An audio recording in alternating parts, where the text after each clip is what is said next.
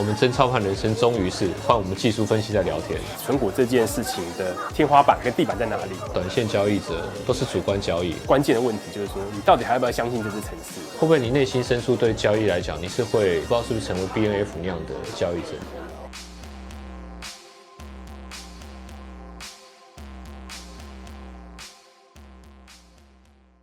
就是說，我大概知道，說我最好大概可以成為怎麼樣的投機客，那個樣子不是 BNF 那個樣子。我會覺得像 BNF 這種做法真的是很厲害嘛，因為它交易量大，然後它又可以時時刻刻捕捉到很好的機會，甚至連那個胖手指錯賬的時候都可以抓得到。对。可是我覺得喜歡歸喜歡，自己能不能做到那個又是另外一回事。因為我覺得我受到很多實際的限制，雖然說我的看盤的設備已經很完善了，然後螢幕非常多，然後盡可能的就是已經弄得非常好。可是我覺得我還是沒有辦法去處理，比如說今天像5秒跳一盤嘛，然後開盤同時出現10幾個交易機會，瞬間處理完畢，咔咔咔咔咔咔，然後對，沒有辦法。還有一個，我覺得日股的交易的手續費非常低啦，我覺得它應該是這個優勢占得很大，這個優勢在我的嘗試是在台股有點做不到。那你這2年的商品已經縮減到剩哪些？我專職之後幾乎都只有做股票跟股票期貨，期貨是很偶爾啦，可是那個偶爾是突然有靈感的時候會買賣一下這樣子。也是做短嗎？期貨做的比較沒那麼短，可是很少，非常少。我還記得以前我剛進市場的時候也有做期貨。後來沒做，后来沒有。一開始什麼都有做啊，期貨、選擇權什麼都有試啊。那時候做期貨好貴了，那個一口手續費600塊，沒錯，就是600。然後那個時候我很多問題想不透，還跑去到處問人，就是比如說現在期貨逆價差30點，這個是代表什麼？代表什麼？每天都有人在問這個問題。對，這個要怎麼解讀？怎麼解讀？那假設我今天去放空的，我不是就是離市價就現賠30點嗎？摩台又逆價差又怎麼樣了？以前都很 care 這些很知識的東西，然後很想知道一個具體的答案。過了某個時間之後，好像覺得說不管它了，不管它不重要。30點你要空還是得空。以前還會有人去看台積電的權證，好像有一點打破砂鍋問到底。可是問題是那些問題根本都不是什麼很大問題。你有沒有記錄均買均賣？早期會看啊，一定會看嘛，因為我會把它抄下來嘛。因為當年哈網的東西會寫，要寫。而且那個時候我記得2004、05那時候，對外資期貨的那個多單跟空單未平倉很準啊，很準。對，那時候都會看，每天盤後就看啊，或者是說大殺盤的時候就看說今天晚上融資減多少，總覺得好像減幅到一定程度，會彈或者是怎麼樣。就是一直在搞這些事情。現在發現很簡單，美股大跌，外資就隔天台灣就賣。是啊，美股大漲，台灣隔天就買。原來是看那裡啊。就是其實後來就發現說，其實這些東西不是這麼絕對，而且很多東西到後來其實都失效了。不重要，全部還是看價格。我認為就是看價格。然後選擇權通常都只會當作是買樂透，真的最多是這樣了。對，真的是這樣，一年頂多1-2次吧，可能3-4次。3-4次。買樂透就是看可不可以抓到，比如說1天20倍那種機會。對，就是憑這個沒有就算了。後來覺得其實蠻無聊的，應該直接去買那個應該是賭馬好了，賭馬也有同樣的效果。對，應該我覺得20倍又怎麼樣？因為也不可能壓很大嘛，應該直接去買直接去買那個大樂透就好了。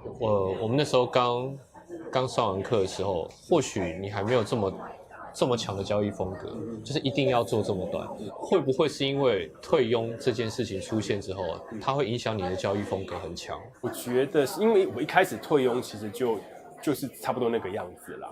那只不過當然中間會有一度就會希望說，是不是自己可以做得更多，交量更大，所以退佣會更多嘛。而退佣更多的話，變成說每個月拿來當生活費。綽綽有餘，甚至還可以存下來或什麼之類這樣子。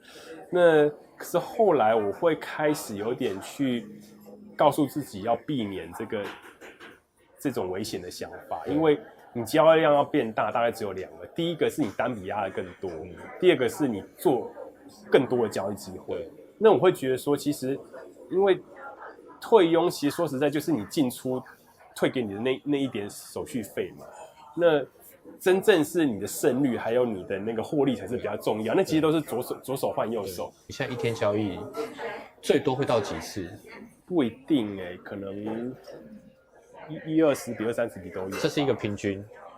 對，那如果狀況很兇的時候，你會做到幾筆？我覺得我現在的交易量有變低，是因為我有很大一部分都去做股票期貨，所以變成說我的現貨這邊交易量其實就有降下，因為股票期貨更好，它幾乎是進出沒有成本啊，稅也幾乎是沒有，然後手續費是算口的，而且感覺流動性風險不是全真那種感覺，還可以控制，因為現在股票期貨現在越開的標的越來越多了，像這個月又有多了好幾檔了，所以其實是已經慢慢的把一些相對熱門的股票，其實都有股票期貨了。因為股票期貨我也發展出一些比較特別的策略，所以我覺得其實是還蠻 OK 啦。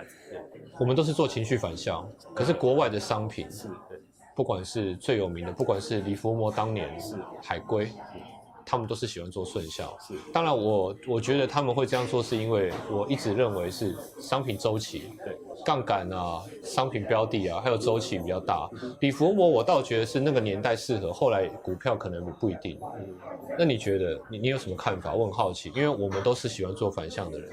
應該是說，我不是喜歡做反向，就是我喜歡去找我認為會有短線大波動的交易機會，我會盡可能讓自己保持中立，沒有偏見，不會因為看到的訊息就主觀認為說它會漲會跌。通常都是看開盤的走勢，然後希望說在9點半之前可以感受到一個方向，然後接下來就是賭啦，因為你那時候感受到一個方向，你就知道你要賭哪一邊了嘛，然後再看看說，是不是賭得對？那只是說。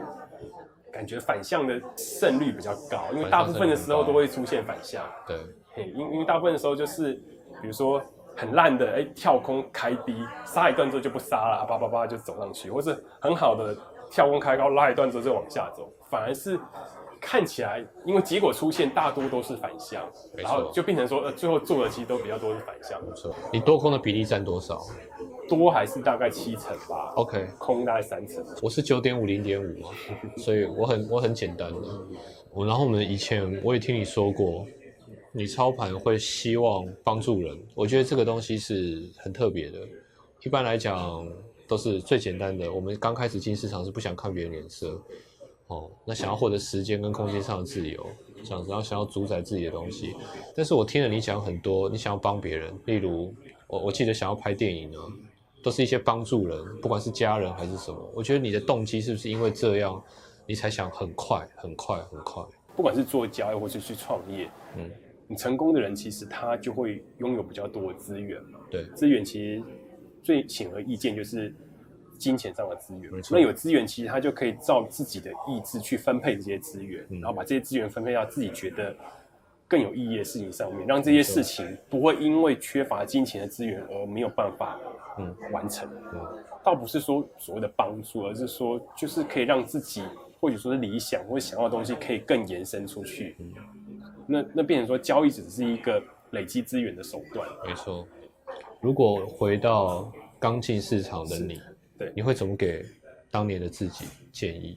我覺得第一個就是不要急，因為急也沒有用。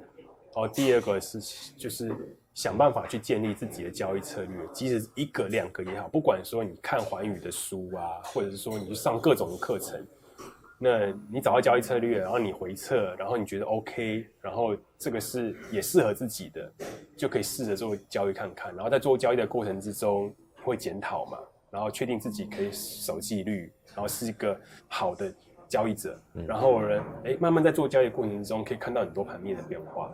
然後開始做一些記錄，然後也可以慢慢發展出自己其他的一些交易策略，然後這樣日積月累，你的交易策略越來越多，那我覺得就可以逐步上軌道，就不會像我當初一樣花這麼多時間，就可以節省很多路。對，因為我當初花了太多時間就是有點很茫然，這樣東學一點西學一點，然後什麼也都不相信，然後那個時候其實沒有花很多時間在做交易，在寫交易日誌，因為根本不曉得要寫什麼。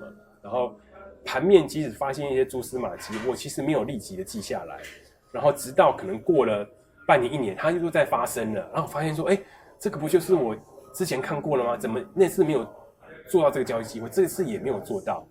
其實就浪費了。如果那時候我寫下來了，這次我做到了，我會有很大的成就感，而且我就會知道說，就是應該要這樣做。好，我覺得不用到10年啦，這樣子2、3年應該就可以。我覺得很簡單的說，找到一個方式，然後想辦法修改它。对，找到一個方式去修，爛方式也沒關係。對，因為你做了之後就是因為人都要積極嘛，對，所以說你弄的東西，人家交給你的東西，人家拿給你的東西，你看的時候，你也可以去想說，到底我要怎麼去優化它嘛。對，那我優化好了，是這種企圖心，是我自己優化的，所以我相信它，然後我弄出更好的報酬率。如果一個交易者進入了這樣子一個向上的循環，我覺得他的交易生涯就不會有問題。接下來這句說真的將會教大家如何客製化你自己的股市絕招。這個客製化的方法就是所謂的交易日誌。在下一集，我邀請大家和我一起跨出股票市場的關鍵第一步。